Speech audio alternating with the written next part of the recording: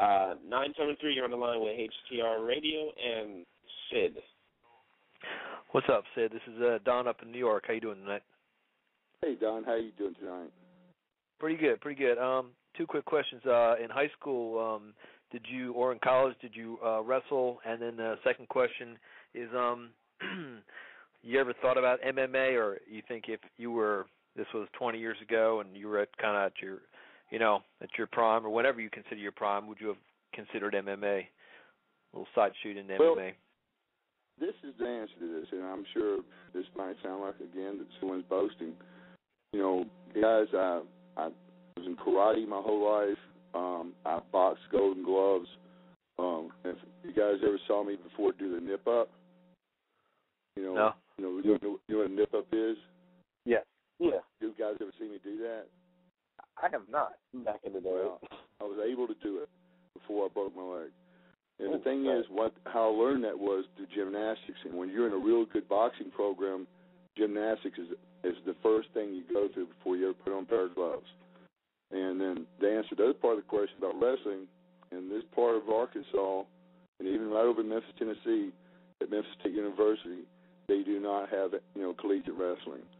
Now, we used to wrestle on the mat for off season during football, and when I did take karate, when you spar karate, it's like sort of like the octagon. If you don't have but they just put a piece of tape on the floor and it's a square, and the whole object is to not get hit.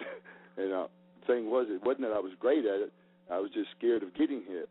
So with my long arms and legs, I had great defense, and I would just kick a guy right out of the square. Now, I have competed like that most of my life at a really young age, and both my sons took karate, and both of them became black belts. And my older son was a heck of a wrestler and a little bit shorter than me. I definitely think I could have done pretty good at it. Again, I don't have great push strength, but I've got good retard strength, and that's pull strength. And that's what it takes. And when you had those long, skinny arms like I had, they were just like piano wires. So I've choked a few people out, so I think I would have done good at it. How good, that I'm never going to know. I spar with a friend of mine. He's a professional boxer on Thursday nights, and that's tomorrow night. So I'm still pretty active in it. I do it really for core strength.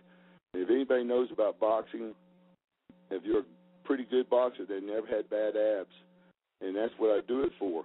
And of course I do it because he's the only few heavyweights in Memphis, and he don't have good sparring partners. So I go over with those guys and still pretty active at it. Hell, tell Dana White to hook it up, Shane. No, don't have him. Shit, I don't want to face any of those guys, man. I'm done with that stuff. Hook it up. Come on. All right, thanks a lot. Were you in WCW the time Tank Abbott was there? Yeah, I was. As a matter of fact, I had to work with him one time. And that was an awkward position because, Tank was pretty nice. And he's always a nice guy.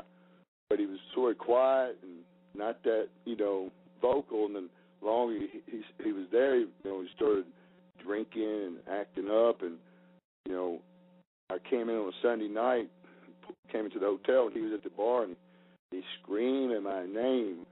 I'm going, oh, shoot, And the deal was, they had a deal where I had to go into the match where I was sort of taped up around my ribs. And it being live TV, you never know when somebody's going to try to make their name for themselves. Right.